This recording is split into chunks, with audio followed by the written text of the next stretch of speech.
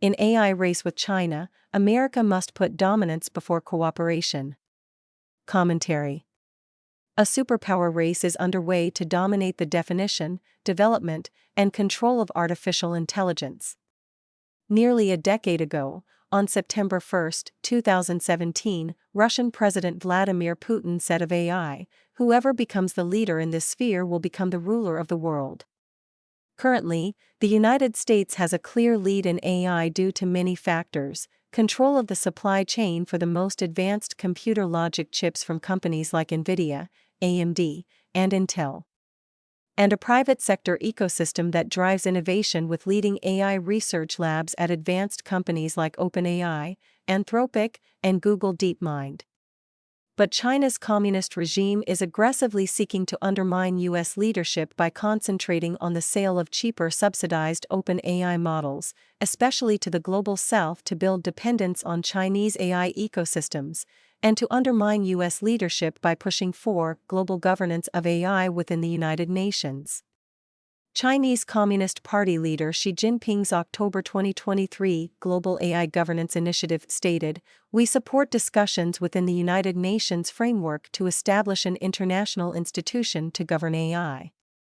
Of course, because China dominates the UN, it also hopes to dominate any future UN standards governing artificial intelligence. Furthermore, through its state media, the CCP has been waging a political warfare campaign to shame the United States into lowering its export control guard via cooperation with China. If China held the lead in the AI race, it wouldn't be calling for cooperation with the United States. It would be leveraging every military and economic advantage its AI edge could give it. China is rapidly exploiting AI to empower future joint unmanned air, space, naval, and ground force operations, and is close enough to this goal that it may feature heavily in the first stages of an invasion of democratic Taiwan. But because China is not dominating, it is making great efforts to convince the U.S. government and corporate leaders to squander their AI leadership. Leading Silicon Valley AI chipmaker NVIDIA is a key target for China. After intense lobbying by NVIDIA, in July 2025, the United States reversed strict export restrictions and allowed the sale of NVIDIA's H20 AI chip to China. In December 2025, it also allowed the sale of its more powerful H200 AI chip. To advance this goal, NVIDIA's CEO Jensen Huang has asserted that the United States may not have a significant advantage over China, telling the BG2 podcast on September 29, 2025, that China was nanoseconds behind the United States in AI chip technology, so U.S. policy should be to allow it to compete in China. Altimeter Capital CEO and NVIDIA investor Bradley Gerstner told the BG2 podcast on June 2, 2025, that when we ban chips to China, it's going to accelerate Huawei. It's going to bring everybody into their developer ecosystem, and it's going to reduce the amount of developers in the NVIDIA ecosystem.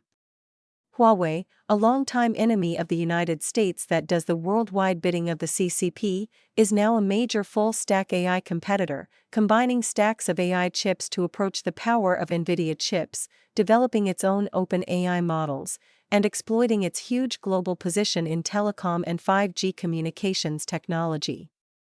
While selling some approved AI chips to China may generate profits for companies like NVIDIA and tax revenues for the U.S. government, it is clear that Beijing only wants cooperation to the extent that it enables its pursuit of AI dominance.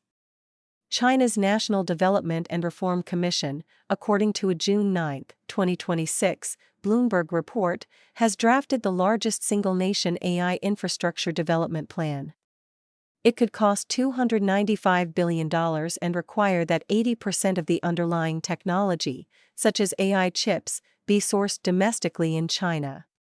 Such a plan makes it clear that China is not going to rely on imported AI technology to build the dominant AI ecosystem it will use to displace the United States' AI dominance, especially if it gains control of potential future UN-based bodies that set AI standards and rules.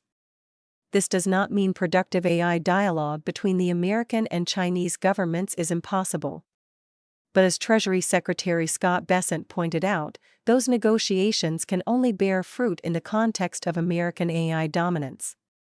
The reason we are able to have wholesome discussions with the Chinese on AI is because we are in the lead, Bessent said after President Donald Trump met with Xi on May 14. I do not think we would be having the same discussions if they were this far ahead of us. No matter what they publish in Global Times, Chinese policymakers know full well that AI is a zero-sum game.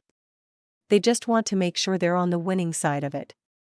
It is also necessary to avoid well-meaning though naive advice, such as that offered in Pope Leo XIV May 15 encyclical, Magnifica Humanitas, on safeguarding the human person in the time of artificial intelligence, which in Chapter 5 calls for a shared framework, at the international level, to curb the technological arms race.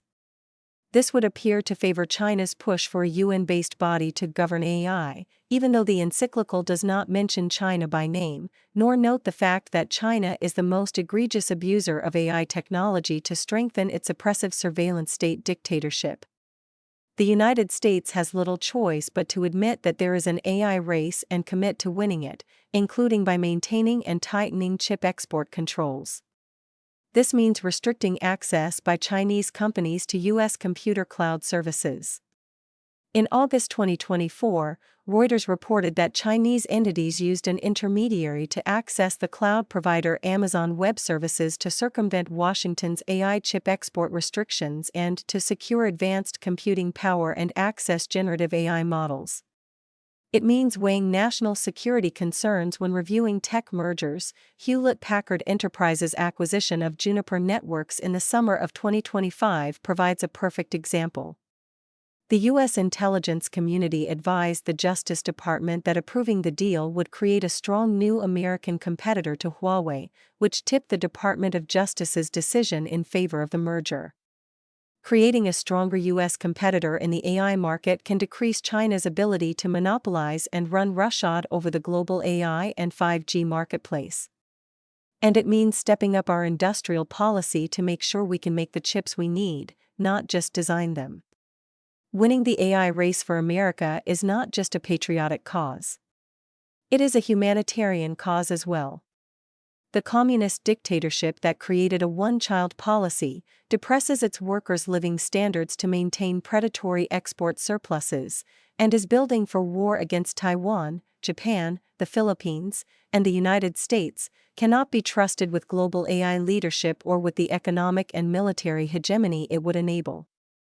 If they want to avoid this dystopian future, America's political and tech leaders should reject the Chinese Trojan horse of AI cooperation.